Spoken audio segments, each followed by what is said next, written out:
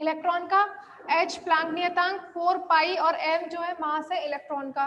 ठीक है, ये सभी क्या है, कांस्टेंट है। ठीक है, तो इसको प्रदर्शित करते हैं म्यू बी से। यहाँ EH बाई 4 पाई m या फिर ये वाली कौन सा, अच्छा ये चीज समझ में नहीं आई, EL बाई 2m यहाँ तक आ गया। ठीक है, अब इसमें मैंने L का प्लस माइनस H क्रॉस रखा, माइनस प्लस करेंगे तो माइनस आएगा और माइनस माइनस करेंगे तो प्लस, दोनों वैल्यूज पॉसिबल है। NH, अच्छा ये H, अच्छा M आएगा ना। H क्रॉस का वैल्यू क्या होता है, H/2 पाई नहीं होता, H/4 पाई हम लिख सकते हैं उसको। ठीक है, तो EH बाई 4 पाई m या फिर EH क्रॉस बाई 2m। ठीक है, इसको बोलते हैं म्यू बी या गुणांक, ये मतलब एक नियतांक ही है, सब कांस्टेंट है ना इसमें, तो इसको बोलते हैं बोर मैग्नेटॉन। बोर मैग्नेटॉन कहलाता है, क्योंकि ये बोर की परिकल्पना से आया है तो इसलिए इस कांस्टेंट को नाम दे दिया था बोर मैग्नेटॉन, जिसका वैल्यू इसे कितना आएगा, ये न्यूमेरिकल में काम आएगी, इसकी वैल्यू डायरेक्ट याद रख लेना, mu V is equal to 1.6 into 10 to the power minus 19, h cross का वैल्यू होता है 1.05 into 10 to the power minus 34। ठीक है, 2 into mass of electron 9.1 into 10 to the power minus 31। ठीक है, देखो H, हाँ मुझे पता थी, H is equal to 6 point, बताने नहीं देता, पहले ही घबरा जाता है ये बंदा। 6.64 into 10 to the power minus 34 होता है H का वैल्यू। ठीक है, H क्रॉस का वैल्यू H/2 पाई का वैल्यू, डायरेक्ट याद रख लो इसको, पावर तो वही रहती है, ये वैल्यू आती है 1.05 into 10 to the power minus 34। ठीक है, इसको सॉल्व करेंगे तो बोर मैग्नेटॉन की जो वैल्यू होती है वो होती है 9.27 10 टू द पावर माइनस 23।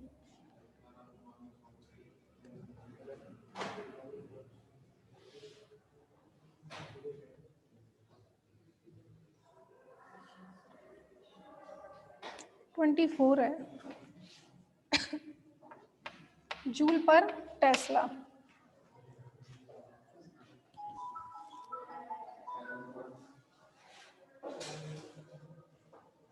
ठीक है, तो जहां कहीं भी यदि बोर मैग्नेटॉन आएगा तो ये कैलकुलेशन करने की बजाय डायरेक्ट ये वैल्यू याद रख लो, 9.27 इंटू 10 टू पावर माइनस 24।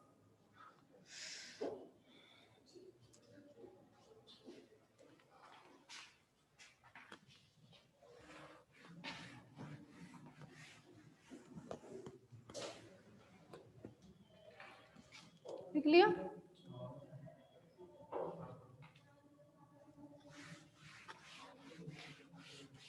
कक्षीय ज़ायरोमैग्नेटिक घूर्णन लार्मर आवृत्ति।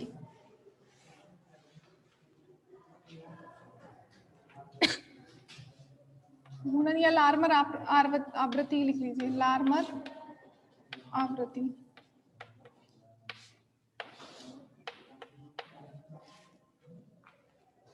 जैसे देखो कोई परमाणु है, धनावेश के चारों तरफ इलेक्ट्रॉन क्या है, केंद्र के चारों तरफ, नाभिक के चारों तरफ इलेक्ट्रॉन वृत्ताकार पथ में v वेग से गतिमान है, तो धारा क्या होती है, इसके गतिमान होने की दिशा के विपरीत इस तरीके से धारा उत्पन्न होती है। संगत चुंबकीय आघूर्ण की दिशा नीचे की ओर और कोणीय संवेग की दिशा ऊपर की ओर। कक्षीय की बात करें, कक्षीय कोणीय संवेग और कक्षीय चुंबकीय आघूर्ण। अब उसके बाद इस पर हमने अब कोई बाह्य चुंबकीय क्षेत्र नहीं लगा रखा है। ठीक है, तो उस केस में क्या है, इस इलेक्ट्रॉन इसके वृत्ताकार पथ पे क्यों चक्कर लगा रहा है, ये रीजन क्या है कि इलेक्ट्रॉन इसके चारों तरफ चक्कर लगा रहा है एक ही त्रिज्या में। उसका क्या कारण है कि ये धनावेश है और ये इलेक्ट्रॉन ऋणावेशित है, तो धनावेश के जो इलेक्ट्रॉन के बीच जो है आकर्षण बल लगता है और वृत्तीय गति में क्या है, अभिकेंद्रीय बल। इलेक्ट्रॉन व नाभिक के बीच आकर्षण के कारण एक अभिकेंद्रीय बल लगता है बाह्य विद्युत क्षेत्र की अनुपस्थिति में। ठीक है, तो बाह्य विद्युत क्षेत्र जब तक नहीं लगा रहे हैं तब तक इस वृत्ताकार पथ में गति के लिए इलेक्ट्रॉन पर क्या लगता है, केंद्र की ओर अभिकेंद्रीय बल लगता है। ठीक है, तो ये अभिकेंद्रीय बल r त्रिज्या में लग रहा है, इसलिए वो एक वृत्ताकार पथ में गतिमान होता है। अब यदि हम बाह्य चुंबकीय क्षेत्र लगाते हैं इस परमाणु पर, तो हम बाह्य विद्युत क्षेत्र लगाएंगे B, जैसे विद्युत क्षेत्र लगाया मैंने B, तो B विद्युत क्षेत्र लगाने के कारण उस पर क्या लगेगा, विद्युत बल, सॉरी चुंबकीय बल, चुंबकीय क्षेत्र लगाने के कारण क्या लगेगा, चुंबकीय बल। और चुंबकीय बल कितना बताया था, Q V क्रॉस B। तो हमने जो चुंबकीय क्षेत्र लगाया है इसकी गति के तल के लंबवत लगाया है। ठीक है, तो लंबवत लगाया है, इसका मतलब बी वेक्टर जो है इसके लंबवत है। 90 वैल्यू हो जाएगी साइन 90 और साइन 90 का वैल्यू 1, तो चुंबकीय बल कितना हो जाएगा, F B is equal to q v B. तो चुंबकीय क्षेत्र की अनुपस्थिति में तो सिर्फ अभिकेंद्रीय बल लगेगा, और बाह्य चुंबकीय क्षेत्र लगाने पर उस पर अभिकेंद्रीय बल के साथ साथ एक चुंबकीय बल भी लगेगा। ठीक है, यहाँ तो सिर्फ एफ सी बल लगेगा, बाह्य विद्युत क्षेत्र लगाने पर F C plus F B. ठीक है, और इसके साथ साथ जैसे आप इस पर आप बाह्य चुंबकीय क्षेत्र लगाएंगे तो इसका चुंबकीय आघूर्ण जो है वो भी परिवर्तित होगा, कुछ तो उसमें परिवर्तन होगा, उसके वेग को प्रभावित करेगा, क्योंकि वेग के तल के लंबवत हम चुंबकीय क्षेत्र लगा रहे हैं तो उसका वेग प्रभावित होगा, और वेग प्रभावित होगा तो उसका चुंबकीय आघूर्ण भी प्रभावित होगा, क्योंकि म्यू एल कितना आया था, ईवी आर अपॉन 2, यही था। तो वेग प्रभावित होगा, उससे म्यू एल भी प्रभावित होगा। अब म्यू एल प्रभावित होने से वेग इसका क्या है, यहाँ पर कोणीय वेग है। ठीक है, तो कोणीय वेग किसके इक्वल होता है, आर ओमेगा। ओमेगा जहां पर क्या है, ओमेगा नॉट उसकी कोणीय आवृत्ति है। ठीक है, कोणीय आवृत्ति है, और ये उसका कोणीय वेग है। ठीक है, तो कोणीय वेग प्रभावित होने के कारण क्या होगा, कोणीय आवृत्ति भी प्रभावित होगी। तो उसकी आवृत्ति जो है प्रभावित होकर जैसे हो जाएगी डेल्टा ओमेगा, ओमेगा नॉट उसकी पहले है और अभी हो जाती है ओमेगा नॉट से ओमेगा, तो जो इनका डिफरेंस है वही क्या कहलाती है, लार्मर आवृत्ति। ठीक है, तो सिंपल इतना समझ लिया, अभी लिखाऊंगी इसको, कि जब नाभिक के चारों तरफ इलेक्ट्रॉन वृत्तीय पक्ष में कक्षा में गति करता है तो इलेक्ट्रॉन पर नाभिक के आकर्षण के कारण एक अभिकेंद्रीय बल लगता है। ठीक है, जब इसे बाह्य चुंबकीय क्षेत्र में रखा जाता है या बाह्य चुंबकीय क्षेत्र इस पर अप्लाई किया जाता है तो उस पर चुंबकीय क्षेत्र के कारण एक चुंबकीय बल लगता है, और चुंबकीय क्षेत्र यदि हम लगाते हैं उसके तल के लंबवत तो उस पर अभिकेंद्रीय बल के साथ साथ चुंबकीय बल भी लगेगा। ठीक है, बल की दिशा ऐसे होगी जैसे वो अभिकेंद्रीय बल के इधर भी हो सकती है और इधर भी हो सकती है। अभिकेंद्रीय बल की दिशा तो हमेशा इधर होगी, और चुंबकीय बल की दिशा इधर भी हो सकती है, और चुंबकीय बल की दिशा केंद्र की ओर भी हो सकती है। तो कुल जो परिणामी बल होता है उसको हम ऐसे लिखते हैं। ठीक है, तो दोनों की वो किस पर डिपेंड करती है, क्योंकि चुंबकीय बल की दिशा इसके घूर्णन पर डिपेंड करेगी ना, धारा की दिशा पर। धारा यदि क्लॉकवाइज है या धारा एंटी क्लॉकवाइज है, ठीक है, तो उस पर निर्भर करेगी कि और जो अभिकेंद्रीय बल है वो तो सदैव कहाँ होगा, केंद्र की तरफ ही होगा। ठीक है, तो बल की दिशा कैसे निकालते हैं, जैसे देखो इस दिशा में वेग है, ठीक है, और हमने चुंबकीय क्षेत्र लगाया है इसके तल के लंबवत, इस तरीके से इस दिशा में चुंबकीय क्षेत्र है और v क्या है इसके तल के लंबवत। तो कैसे निकालते हैं, जैसे ऐसे निकालेंगे, v की दिशा में उंगलियां और v क्रॉस, तो ये किसको प्रदर्शित करेगी, चुंबकीय बल को। अब यदि वेग जो है आपका इस दिशा में होता, इस दिशा में होगा, इसका मतलब यहां से ले लीजिए, ये कब आएगा, न्यू। ठीक है, ऐसा लिख सकते हैं। उस केस में ऐसा करेंगे तो ऐसे चुंबकीय बल की दिशा अब इधर आ रही है आउटसाइड। ठीक है, तो वो किस पर डिपेंड करेगी कि आपका इलेक्ट्रॉन का घूर्णन किस दिशा में। ठीक है, वो अभी बता देंगे। तो परिणामी बल क्या होता है, चुंबकीय क्षेत्र की उपस्थिति में अभिकेंद्रीय बल के साथ साथ उस पर चुंबकीय बल भी लगता है, तो परिणामी बल ये हो जाता है। अब उस पर जब चुंबकीय क्षेत्र लगाते हैं, ये तो बल की बात हो गई, उसके बाद चुंबकीय क्षेत्र लगाते हैं तो उसका चुंबकीय आघूर्ण भी परिवर्तित होगा, क्योंकि वेग परिवर्तित होगा, वेग परिवर्तित होने से चुंबकीय आघूर्ण भी परिवर्तित होगा। और कोणीय वेग, ये वेग क्या है यहाँ पर, क्योंकि वृत्ताकार पथ में गति कर रहा है तो वो उसका क्या है, कोणीय वेग है, क्योंकि हर टाइम उसका एंगल चेंज हो रहा है। ठीक है, टोटल कितना होगा, 360 डिग्री एंगल बनाता है। ठीक है, तो कोणीय वेग किसके इक्वल होगा, आर ओमेगा नॉट, कोणीय आवृत्ति के। जब ये परिवर्तित होगा तो ओमेगा नॉट भी परिवर्तित होगा। तो ओमेगा नॉट मान लीजिए पहले उसकी ओमेगा नॉट थी जब हमने चुंबकीय क्षेत्र नहीं लगाया था, अब चुंबकीय क्षेत्र लगा दिया है तो वो परिवर्तित होकर ओमेगा हो जाती है, और इसका जो अंतर है वही कहलाता है लार्मर आवृत्ति। ठीक है, तो लिखूं, क्या टाइम है, लिखो, बाह्य चुंबकीय क्षेत्र की अनुपस्थिति में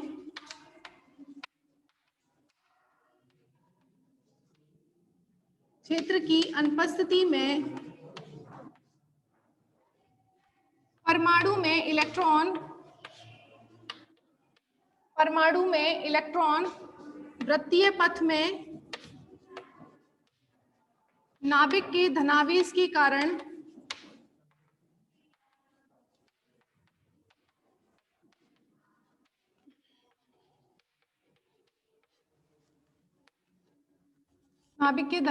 कारण गति करता है तथा अभिकेंद्रीय बल F इजिकल टू, अभिकेंद्रीय बल मतलब इसको सेंट्रीपिटल फोर्स बोलते हैं, इसलिए FC से रिप्रेजेंट करते हैं, FC is equal to md square by r। यहाँ पर r क्या है, इसकी त्रिज्या है, जिस त्रिज्या में वो गति कर रहा है, m इलेक्ट्रॉन का मास है और v उसका वेग है। ठीक है, कोणीय वेग, तो FC is equal to md square by r अभिकेंद्रीय बल लगता है। इसी परमाणु पर इलेक्ट्रॉन के वेग के लंबवत जब चुंबकीय क्षेत्र लगाया जाता है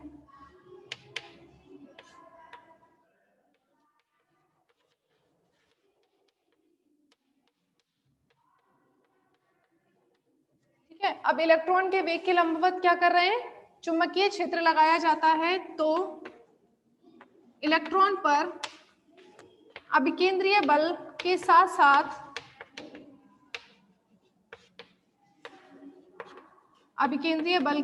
साथ चुंबकीय बल Fb भी लगता है।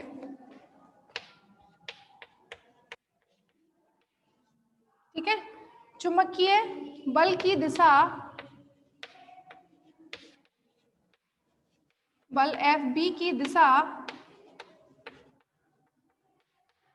अभिकेंद्रीय बल की दिशा के अनुदिश या विपरीत हो सकती है। अभिकेंद्रीय बल की दिशा के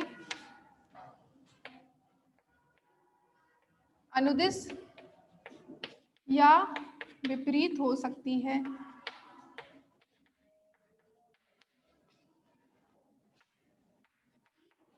इस प्रकार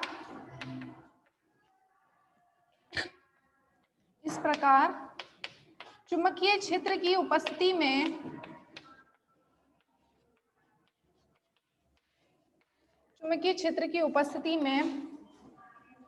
इलेक्ट्रॉन पर परिणामी बल कितना होगा, F इजिकल टू अभिकेंद्रीय बल प्लस माइनस चुंबकीय बल। जब अभिकेंद्रीय बल की दिशा चुंबकीय क्षेत्र की दिशा में होगी तो दोनों ऐड हो जाएंगे, और दोनों विपरीत दिशा में होंगे तो FC माइनस FB। और जो अनुदिश या विपरीत हो सकती है यह है इलेक्ट्रॉन के घूर्णन पर निर्भर करता है। ठीक है, कि उसका घूर्णन क्लॉकवाइज है या एंटी क्लॉकवाइज। यहाँ पर लिख लेना, अनुदिश या विपरीत हो सकती है, यह इलेक्ट्रॉन के घूर्णन पर निर्भर करता है।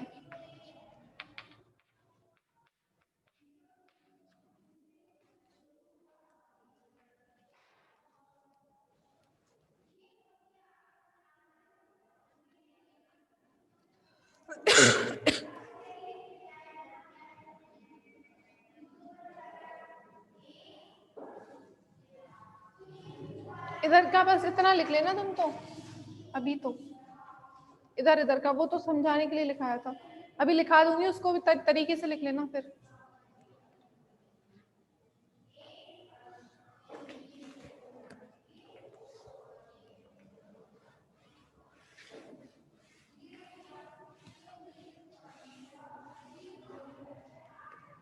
अच्छा तुम्हें ये चीज समझ में आई कि नहीं, अनुदिश कब होगी और विपरीत कब होगी?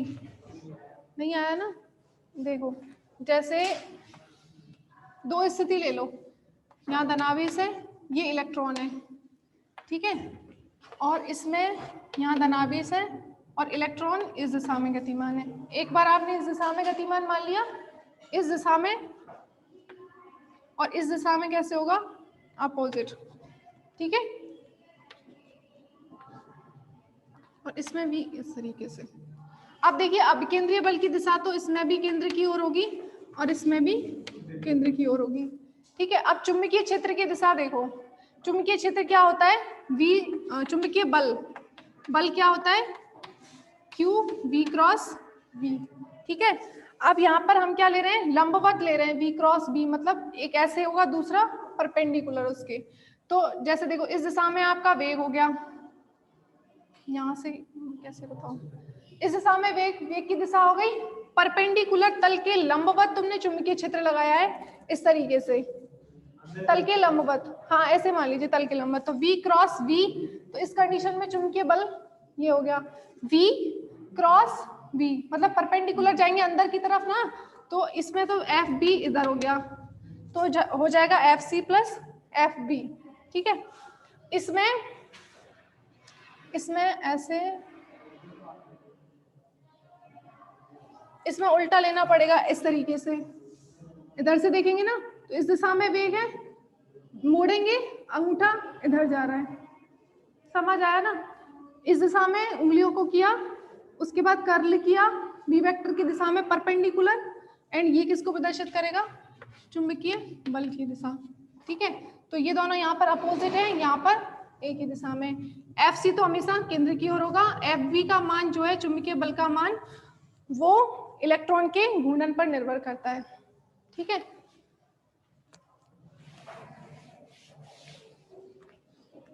तो FB इज इक्वल टू कितना हो जाएगा? चुंबकीय बल FB इतना होता है, और हमने इसको लगाया है वेग के तल के लंबवत, तो FB इज इक्वल टू हो जाएगा QVB, ठीक है। जहां पर V क्या है? इलेक्ट्रॉन का कोणीय वेग, और वो होगा R ओमेगा नॉट, जहां ओमेगा, इसको ऐसा लिख सकते हैं V is equal to QB R omega naught, ठीक है। तो ये FC इज इक्वल टू जो तुमने mv स्क्वायर बाई R लिखा था ना, उसको इक्वेशन नंबर फर्स्ट लिख दीजिए, और ये इक्वेशन नंबर सेकंड, इसको सेकंड लिख लो, इसको थर्ड, ठीक है। यहाँ ओमेगा नॉट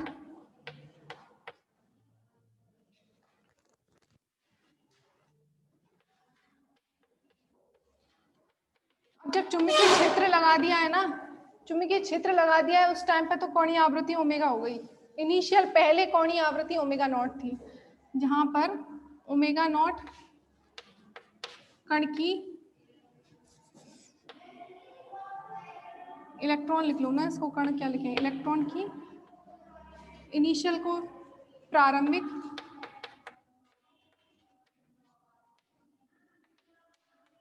कोणीय आवृत्ति थी, तथा ओमेगा चुंबकीय क्षेत्र लगाने के बाद कोणीय आवृत्ति है, ठीक है। तो ये तो है आपकी ओमेगा चुंबकीय क्षेत्र लगाने के बाद, और ओमेगा नॉट कब थी? चुंबकीय क्षेत्र लगाने से पहले। तो mv स्क्वायर बाई R जो ये फोर्स लगा था पहली इक्वेशन में जो लिखा था कि चुंबकीय क्षेत्र की अनुपस्थिति में, उस केस में अपकेंद्रीय बल लिखा था ना, तो यहाँ पर लिख लो आप इसको m, v को r ओमेगा नॉट स्क्वायर, या फिर लिख सकते हैं m r omega not square. ठीक है, इक्वेशन नंबर 1, बाह्य चुंबकीय क्षेत्र की अनुपस्थिति में अपकेंद्रीय बल लगता है mv स्क्वायर बाई r, तब लिख लो v is equal to r omega naught. ये एक बार हिला देना है इसको, माउस को बस एक बार इसको हिला के तो देखो हो जाता है तो।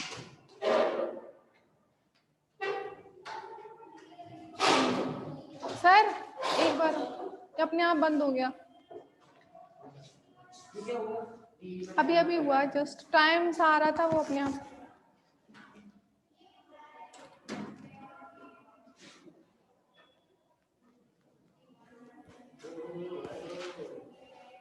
टाइम तो हो गया सर, वैसे हो गई रिजॉइन, तो टाइम हो गया अब तो।